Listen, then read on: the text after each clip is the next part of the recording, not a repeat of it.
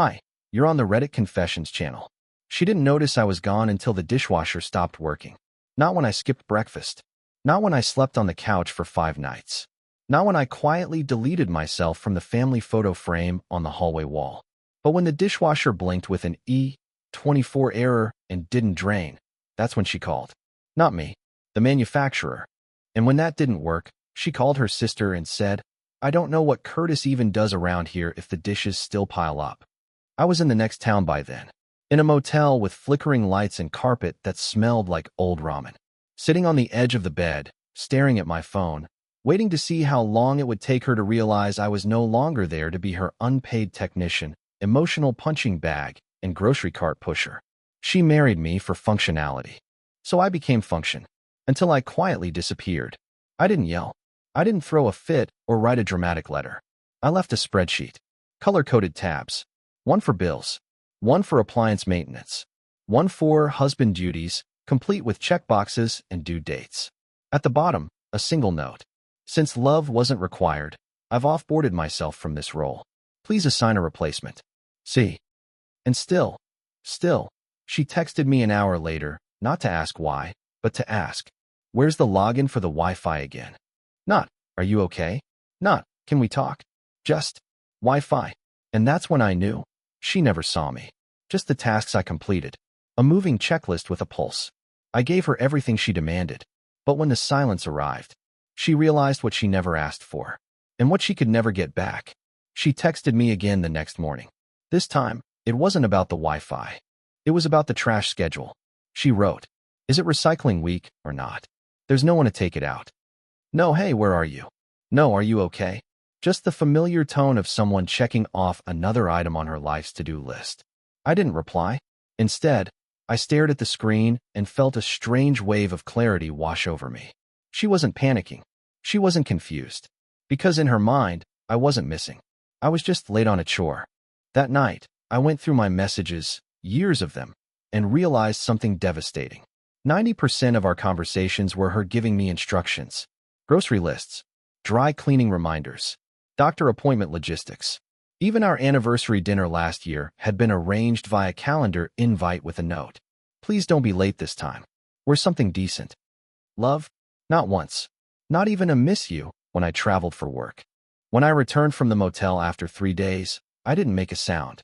She was in the kitchen, standing in front of a cold stove, holding a frying pan like it might attack her. I walked in, set my keys on the counter, and opened the fridge. Nothing had changed. Not the house. Not her. Not me, at least not visibly. She looked at me like I was late to a shift. "Where were you?" she asked flat. Not worried. Not angry. Just annoyed. I gave her what she respected most, bullet points. In order: motel, gas station, park bench, and finally a cheap diner where the waitress called me Han. First time in years someone used a soft word for me. She didn't know what to say, so she defaulted to what she always did: strategy. "You could have told me. I had things planned. You can't just disappear like that." I looked her dead in the eye. "You didn't notice for 3 days." She blinked. Then, in what must have been her version of affection, she stepped forward and put her arms around me. It felt robotic, hesitant, like she was trying to mimic something she saw in a movie. And I didn't flinch. I froze. Because in that moment, I realized I felt absolutely nothing. No comfort. No warmth. Just a hollow sensation like someone had pressed the reset button inside me. She pulled back and stared at me. "You're being dramatic." That word, dramatic, did something to me. Like she was accusing me of having emotions. Of being inconvenient. So I turned around, walked upstairs, and began what I now call phase 2. No fighting. No accusations. Just a plan. If she wanted a man who functioned, who kept the lights on and the fridge stocked, then I'd deliver. Cold, calculated, and empty. I became the ghost that kept the house running. But not for long. Because the more silent I became, the more it started to unravel. Not me. Her. 2 weeks passed, and I didn't break character once. I followed every routine down to the minute. Trash out on Tuesdays. Groceries every Sunday at 8 a.m. Bills paid on time. Dishwasher filter cleaned. Lawn trimmed diagonally the way she liked it. I showed up in the house like an app running in the background. Efficient, quiet, and invisible. I didn't argue. I didn't sigh. I didn't even look her in the eyes unless she asked a direct question, and even then, I gave answers as short as possible. You'd think I was just tired or burned out, but no. I was focused, and she was starting to crack. At first, she seemed relieved. No more emotional messes to clean up. No spontaneous talks or weird, "why don't you love me back" questions. I had become her ideal husband. Predictable, obedient, task-oriented. She even complimented me once. "You're being really mature lately," she said while updating her project board. I nodded. I didn't even look up. That was the first time her voice hesitated. Things started falling apart the day the microwave broke. She burned her oatmeal, opened the door too fast, and the handle snapped clean off in her hand. Normally, I would have jumped to fix it, researched the best replacement models, maybe even surprised her with an upgrade. But that day, I just looked at the mess, then back at her, and returned to folding laundry. "You're not going to fix that?" she asked. Her voice had a strange edge. Not anger, something closer to fear. I shrugged. "It's not on the list." "What list?" I stood up, walked to my bag, and pulled out a laminated sheet I had started keeping. It was titled Assigned Tasks. I had literally created a document of responsibilities based on her historical requests, color-coded, itemized, and time-stamped. At the bottom it read, "Emotional support and spontaneous affection removed by client request. Refer to version history for details." She didn't speak. That night, I heard her crying in the bathroom. The faucet was running, but I could still hear it, the kind of cry that's not loud, just broken. The old me would have rushed in, wrapped her in a blanket, asked what was wrong even if I already knew. But I didn't move. I sat on the edge of the bed and waited for the tears to stop like a timer. And for the first time, I think she realized I wasn't pretending. This wasn't a phase. This wasn't punishment. This was the version of me she built. Unfeeling, hyperfunctional, and empty. The next morning, she made me coffee. First time in years. No sugar, just how I like it. I looked at the mug and didn't touch it. She stared at me, waiting for something. Maybe a thank you. Maybe a smile. I just pointed at the sheet on the fridge. Making coffee wasn't on your list either. Her hand trembled when she picked up the mug. This was only the beginning. 3 weeks into the experiment, Paige finally said the words I thought I'd never hear. Not, "I love you." Not, "I'm sorry." What she said was even stranger, and somehow worse. We were sitting in silence at the dining table. She was poking at a reheated meal I'd left out. One of those pre-prepped containers she always said saved time. I was answering emails. No eye contact. No conversation. Just the soft clicking of my laptop keys and the low hum of the fridge. Then she said it. "I feel like you're not present anymore." I didn't answer right away. I stared at my screen like I hadn't heard her, and she waited, like maybe she wasn't sure she had even said it aloud.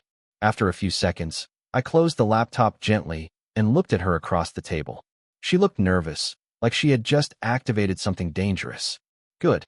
Let her feel a fraction of the confusion I lived with for years. "I'm here," I said calmly. "I take out the trash. I fix what's broken. I pay the bills. I'm present in every way that ever seemed to matter to you." "That's not what I meant," she whispered, then added quickly. "I just think maybe something's changed." And there it was. The understatement of the decade. I leaned forward. "Yes, something has changed. You created a marriage without warmth, without touch, without intimacy. And now you're surprised that I'm not cuddling you through your own design?" My voice didn't rise, but her eyes widened anyway. "I didn't ask for this," she said, like a child caught in the middle of consequences she never expected. I smiled, and it wasn't kind. "You didn't ask, Paige, but you made it very clear what you didn't want. You rejected love every time I offered it. You rolled your eyes at affection. You timed our conversations. You once scheduled sex between 2 conference calls." Her face turned pale. She didn't argue, because she knew I was right. That night, she left a handwritten note on my pillow. I hadn't seen her handwriting in years. Everything had always been digital. The note said, "I miss the old you. I'm sorry if I ever made you feel unwanted." I stared at it for a while, folded it in half, placed it in the trash, because it wasn't real remorse, it was fear. Fear that the reliable machine she had built was starting to reject her inputs. The next morning, she made breakfast. Bacon, eggs, toast. She wore a soft t-shirt instead of her usual ironed blouse. No lipstick, hair down. She was trying to be approachable. I ate in silence. She tried small talk. I answered in single words. She asked if I wanted to do something together that weekend. Go hiking, maybe visit a museum. I blinked. No plans logged. Can't deviate. She flinched. Later that afternoon, she called her sister. I didn't even have to eavesdrop. Her voice carried. He's scaring me, she said. He's too quiet. Too robotic. I don't know if he's punishing me or if he really doesn't care anymore. And her sister, the same one she once laughed with about me, said something I'll never forget. Well, Paige, you treated him like a subscription. And maybe he finally canceled himself. That night, she cried again. Not behind a faucet. Not quietly. She cried into her pillow, just 6 inches from me. I didn't say a word. Because machines don't console. On the first Saturday of the next month, I woke up and found her sitting at the foot of the bed, fully dressed in jeans and a hoodie I hadn't seen her wear in years. The one from our trip to Maine. The only time she ever let herself look like someone who didn't have everything together. She was holding a photo album. Not her phone. Not her laptop. A dusty, leather-bound photo album from the closet, one I thought she had thrown away. I found this behind the winter coats, she said, as if that explained everything. She started flipping through pages like a fragile ritual, pointing out memories with forced emotion. Remember this one? The cabin? You made us pancakes and burned the first 2 batches? I nodded once. She turned another page. And here, you wrote me that letter when I got the promotion. You left it under my pillow. I never told you, but I cried when I read it. I said nothing. I wasn't always this cold, she added, her voice beginning to crack. I didn't mean to push everything away. I got busy. I started thinking that if everything functioned, we were fine. I didn't realize I was killing something that mattered. I could have hugged her in that moment. I could have cracked, softened, let her in. But something in the back of my head whispered, she only came looking when the system broke. And I couldn't unhear that. I used to read that letter to myself when you were asleep, she continued, voice trembling. I'd forgotten that I needed you for more than groceries and tax season. I finally looked at her. Really looked at her. And I believed she was hurting. But not because she missed me. She missed what I did for her. The ease. The reliability. The way I held the framework of her life together without asking for anything in return. What she missed was her version of me. The one who bent to fit her schedule. You never thanked me, I said quietly. Not once for who I was. Only for what I solved. That's not true, she replied too quickly. I thank you all the time. For tasks, I said. Never for love. She didn't respond. She just sat there, holding the album like it weighed 100 pounds. Later that evening, she tried something new. She touched me, not a quick brush or a passing graze, but a real, intentional touch. Her hand rested on mine while I sat at the table balancing the month's budget. I froze. She squeezed. I miss your warmth, she whispered. I looked down at her hand and said the words I didn't plan but couldn't stop. Then why did you spend years turning the heat off? That night, she climbed into bed and curled next to me like she used to. I didn't move. I didn't push her away, but I didn't pull her in either. I lay there, thinking about every time I had begged her, with my eyes, my actions, my silence, to simply see me. And now, when I had nothing left to give, she suddenly remembered how to love. Too late. Affection is not an apology. And some things, once frozen long enough, never truly thaw. A few days later, I was sorting through my old cloud backups, something I did to clear space more than anything. I wasn't looking for memories. I didn't want nostalgia. I just wanted clean folders and 0 notifications. But tucked away in an old shared drive, under a folder labeled Wedding Prep, I found a file I didn't recognize. It was a voicemail, dated 3 weeks before our wedding. At first, I hesitated to play it. I didn't want to dig up ghosts. But curiosity has teeth, and mine had been gnawing for weeks. I clicked. Her voice was younger, more playful. It stung, hearing that softness again. But what she said cut deeper than anything I'd heard in the present. Hey, I need to say this to someone out loud, even if it's just to myself. I know Curtis is safe. I know he'll always be there. And maybe that's exactly what I need. Stability, predictability, no chaos. Not like Caleb. But sometimes I wonder, what if I'm settling? What if love isn't supposed to feel like a schedule? I don't know. I just need to stop overthinking. Curtis is good. He's useful. That's enough, right? The audio ended. I sat there, frozen, my heart pounding in my throat. Caleb, a name I had never heard in over a decade of being her husband. A ghost name. And worse than the name was the tone. That casual, dismissive tone like I was a piece of furniture she convinced herself to buy. Useful. That word again. I closed the laptop slowly, as if slamming it would somehow confirm everything I feared. So it wasn't just me imagining it. She'd always seen me as the backup plan. The safe choice. The man who would never leave, never challenge, never matter enough to hurt her. I didn't confront her right away. I watched instead. I watched the way she moved around the house, suddenly more gentle, trying to repair something she never truly built. I watched her cook more, leave me little sticky notes with quotes, compliment my shirts, things she hadn't done since our first year of marriage. She even found an old board game we used to play and set it on the coffee table with 2 glasses of wine. I stared at it all like it was a crime scene. She thought she was reviving something. But it wasn't revival, it was CPR on a mannequin. That night, she brought up therapy. Maybe we could try couples counseling, she said softly. Maybe we lost each other somewhere along the way, and we can find our way back. She looked hopeful, desperate, even. I tilted my head, considering her offer, then asked, "Did you ever think of therapy before I went silent?" She hesitated.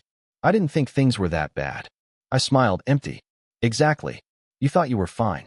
You didn't notice I was drowning because you never got wet. She opened her mouth to argue, but closed it again. Because deep down, she knew. The version of me she had ignored all these years was the only one who ever wanted therapy. The new me? The machine? He didn't need therapy. He ran on auto.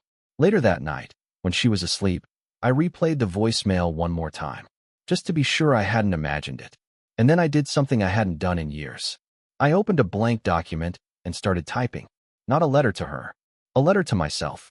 Because for the first time since I said, I do, I wasn't sure I should have. I didn't plan to leave that morning. I didn't pack a bag or write a goodbye letter. I simply stood in front of the mirror, toothbrush in one hand, phone in the other, and stared at my reflection until I felt something crack open. Not anger. Not sadness. Just release. Like I'd finally accepted that no matter how much effort I put in, some things don't revive. They just rot slower. Paige was in the kitchen making eggs. She hummed while she cooked, like we were one of those couples who woke up to kisses and inside jokes. I watched her from the hallway, unseen, and I realized the humming wasn't joy. It was control. She was trying to choreograph our mornings now, the way she used to choreograph every business trip, as if affection could be manufactured by routine. She glanced over. Want coffee? I paused for just a beat too long before answering. No, thanks. My voice was flat. Not cold, just done. Something in her face flickered. Big day? She asked, flipping a piece of toast like we were still playing house. Yeah, I said. Could be. After breakfast, I showered, dressed, and walked into our home office. I printed 2 things. The first was the voicemail transcript. Word for word. I formatted it like an email. Clean, professional, emotionless. The second was a document titled Curtis James, 11 years in summary. It listed every milestone we had together, but instead of romantic annotations, I wrote what really happened. Year 1, proposed. She said yes, but needed a week to run the numbers. Year 3, she skipped our anniversary dinner to attend a client gala. Year 5, I stopped writing her poems because she called them inefficient. Year 7, I learned to stop needing affection. Year 9, I became a project manager in my own marriage. Year 11, I found the voicemail. I printed both, slid them into a folder, and placed it on her side of the bed. Then I picked up my keys and left. No note. No dramatic slam of the door. Just silence. I didn't even drive anywhere far. I just went downtown, walked into a bookstore cafe I hadn't been to in years, and sat with a journal and black coffee. No one asked me where I was. No one expected me to fix anything. I stayed there for hours. By the time I returned, the sun had dipped behind the trees, and the house was dim. I stepped inside, and Paige was sitting at the dining table, the folder wide open in front of her. She didn't look up. Is this a breakup letter? She finally asked. No, I said. It's an inventory. Of what? Of everything you didn't see.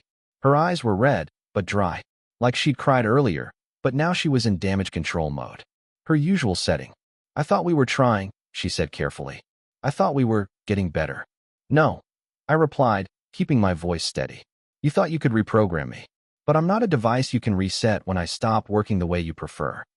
Her hands trembled, gripping the folder. So what now? And that's when I gave her something she never gave me. Not blame. Not punishment. Uncertainty. I don't know, I said. I really don't. She blinked, stunned.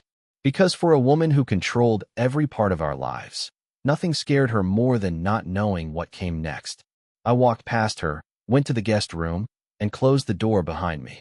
That night, I slept without grinding my teeth. And for the first time in over a decade, I didn't wake up trying to fix something. The morning after I moved into the guest room, I woke up to the sound of nothing. No clinking dishes. No keyboard tapping. No calendar alerts or printers running. Just birds outside the window and the soft hum of silence. And for once, it wasn't hostile. It felt clean. I got up, made my own coffee, and sat on the back porch with the mug warming my hands. Paige didn't come looking for me. No passive-aggressive sighs. No strategic questions masked as concern. She stayed inside, quiet. Processing. Maybe for the first time.